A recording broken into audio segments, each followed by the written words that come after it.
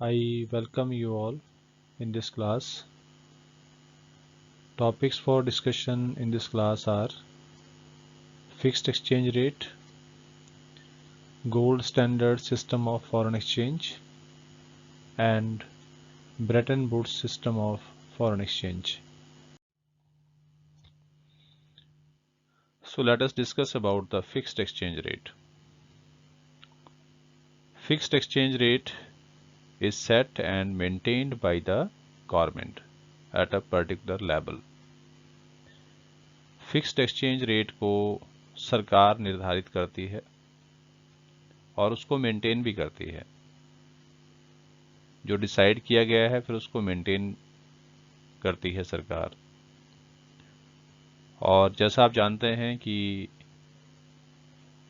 जो present time है उसमें यूजुअली जो एक्सचेंज रेट डिसाइड होता है it is decided by the market forces of market demand and market supply. आप देखते हैं कि जो फॉरेन एक्सचेंज मार्केट है उसमें फॉरेन करेंसीज के जो रेट्स हैं वो टाइम टू टाइम बदलते रहते हैं और उसके बदलने का कारण क्या है? Market forces, market demand and market supply. तो जिस रेट ऑफ एक्सचेंज को मार्केट फोर्सेस डिसाइड करते हैं उसको हम इक्विलिब्रियम रेट ऑफ एक्सचेंज कहते हैं या फ्लेक्सिबल एक्सचेंज रेट भी कहते हैं या कई और नामों से भी उसको जानते हैं। लेकिन जो फिक्स्ड एक्सचेंज रेट होता है वो सरकार के द्वारा निर्धारित किया जाता है, ना कि मार्केट फोर्सेस के द्वारा। सरकार फिक्स्ड एक्सचेंज रेट को इक्विलिब्रियम रेट ऑफ एक्सचेंज से ऊपर या नीचे किसी भी पॉइंट पर डिसाइड कर सकती है as per the requirement of the country.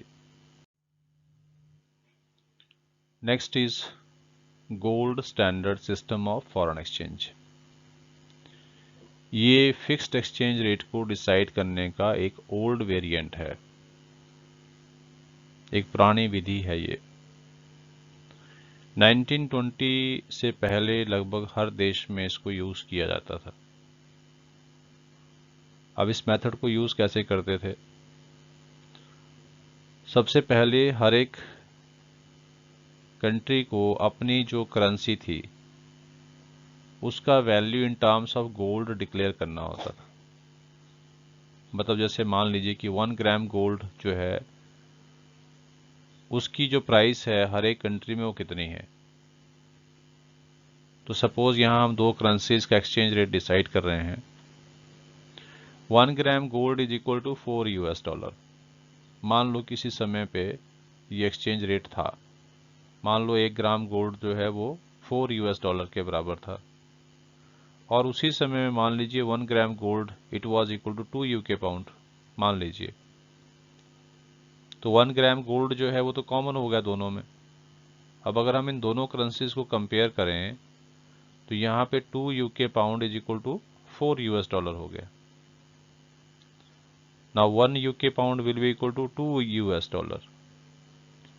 तो इस तरह से ये जो फॉरेन एक्सचेंज रेट था ये डिसाइड हुआ करता था। तो let us recap it once again. जैसे मैंने कहा 1 gram gold is equal to how much? $4 and at the same time 1 gram gold is equal to 2 UK pound. अब 1 ग्राम गोल्ड जो है तो दोनों में कॉमन है, तो इसको कंपेयर करेंगे तो क्या आएगा? 2 UK pound is equal to $4। इस तरह से 1 UK pound is equal to $2। तो ये दोनों करेंसीज के बीच में इनका एक एक्सचेंज रेट डिसाइड हो गया। तो इस तरह से गोल्ड स्टैंडर्ड सिस्टम को पहले 1920 से पहले इसको यूज किया जाता था। So let us discuss about the Bretton Woods system of foreign exchange. जुलाई 1994 में यूएसए में ब्रेटन वुड्स नामक जगह पर दुनिया भर के 44 कंट्रीज की एक कॉन्फ्रेंस हुई। उस कॉन्फ्रेंस में आए सभी मेंबर कंट्रीज ने अपने अपने देश की जो फाइनेंशियल प्रॉब्लम्स थी या इंटरनेशनल जो फाइनेंशियल क्राइसिस चल रही थी या प्रॉब्लम्स चल रही थी आफ्टर सेकेंड वर्ल्ड वार, उन सभी प्रॉब्लम्स को वहाँ डिस्कस किया गया और उन प्रॉब्लम्स को सॉल्व करने के लिए कुछ महत्वपूर्ण निर्णय लिए गए। और उसमें एक निर्णय ये भी था कि इंटरनेशनल फाइनेंशियल इंस्टीट्यूशंस की स्थापना की जाए, जिसमें वर्ल्ड बैंक और आईएमएफ था। अल्टीमेटली ब्रेटन वुड्स जो कॉन्फ्रेंस थी, उसका ये आउटकम था कि वर्ल्ड बैंक और आईएमएफ बने। और साथ ही इसमें एक और डिसीजन लिया गया जिसमें जो गोल्ड स्टैंडर्ड सिस्टम था फॉरेन एक्सचेंज का, उसको थोड़ा सा मॉडिफाई भी किया गया और उस सिस्टम का नाम रखा गया Bretton Woods system of foreign exchange. So let us understand कि इस सिस्टम में किस तरह की मॉडिफिकेशन हुई। जैसा अभी आपने पढ़ा कि गोल्ड स्टैंडर्ड सिस्टम में हर एक करेंसी की वैल्यू डिक्लेयर होती थी इन टर्म्स ऑफ गोल्ड, और उसके बाद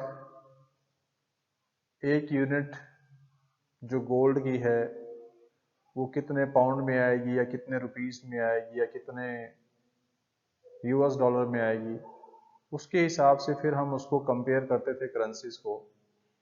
तो अल्टीमेटली जो एक्सचेंज रेट था वो डिसाइड होता था। यहाँ ब्रेटन वुड्स सिस्टम में थोड़ा सा मॉडिफिकेशन है। वो मॉडिफिकेशन क्या है कि इसमें जितनी भी करेंसीज थी, different currencies all over the world, उनको एक कॉमन करेंसी के साथ रिलेट किया गया और उस करेंसी को माना गया उस समय यूएस डॉलर। मतलब सभी करेंसीज की जो वैल्यू थी उसको यूएस डॉलर में रिलेट किया गया। तो हर एक कंट्री ने डिक्लेयर किया कि हमारी जो करेंसी का वैल्यू है इन टर्म्स ऑफ यूएस डॉलर, इतना वैल्यू हमारा है। और उसके बाद जो यूएस डॉलर था उसको भी एक गोल्ड वैल्यू दी गई फिक्स सिस्टम में। मतलब एक गोल्ड वैल्यू फिक्स की गई यूएस डॉलर की। तो let us understand this with the help of this example. जैसे दुनिया भर की अलग अलग करेंसीज को रिलेट किया गया यूएस डॉलर के साथ, तो हम यहाँ एग्जांपल ले रहे हैं यूके पाउंड का। मान लीजिए कि उस समय 1 यूके पाउंड जो है it was equal to 2 US dollar. ये हम एज्यूम कर रहे हैं, इट इज जस्ट अजम्पशन। और इसी तरह मान लीजिए 1 Indian rupee is equal to 1/10 of US dollar. तो ये पहला स्टेप क्या हुआ कि हर एक कंट्री की जो करेंसी थी उसको किस में रिलेट किया गया, यूएस डॉलर में। जैसे आप देख रहे हैं यहाँ यूके पाउंड को भी हमने यूएस डॉलर में कोरिलेट किया और इंडियन रुपी को भी इसमें यूएस डॉलर में रिलेट किया गया है। उसके बाद सेकंड स्टेप क्या था कि यूएस डॉलर को गोल्ड वैल्यू दी गई। तो मान लो कि उस समय 1 US dollar was equal to 2 grams of gold. मान लीजिए वैल्यू फिक्स किया गया। तो उससे क्या आउटकम निकलती है कि जो बाकी करेंसीज थी, क्योंकि पहले उसको हमने यूएस डॉलर में रिलेट किया, उसके बाद यूएस डॉलर को भी एक गोल्ड वैल्यू दिया गया, तो अल्टीमेटली दुनिया भर की जितनी भी करेंसीज थी वो एक तरह से अल्टीमेटली उनका value in terms of gold तो डिक्लेयर हो ही गया। जैसे अगर हम यूके पाउंड की बात करें कि UK pound 1 UK pound it was equal to 2 US dollar, और एक यूएस से डॉलर की जो वैल्यू थी in terms of gold it was 2 grams. Now 1 UK pound it is equal to how much, 4 grams of gold. तो इस तरह से हर एक कंट्री की जो करेंसी थी उसकी value in terms of gold ultimately वो parity between the two currencies रही। मतलब एक तरह से गोल्ड जो था वो कंटिन्यू रहा as a unit of parity between any currencies. इसमें बस एक ही चीज का एक एडिशनल जो इम्पैक्ट था वो था कि adjustment in the parity value was possible with the prior permission of IMF. IMF की परमिशन लेकर जो है वो एक्सचेंज रेट में कुछ एडजस्टमेंट्स की जा सकती थी प्रेस्क्राइब्ड लिमिट्स के अंदर। कुछ लिमिट्स डिफाइंड थी और उस लिमिट के अंदर उसको रिलेट किया जा सकता था, उसके अंदर उसको एडजस्ट किया जा सकता था। तो इस तरह से इसमें adjustments in the exchange rate जो है वो अलाउड था।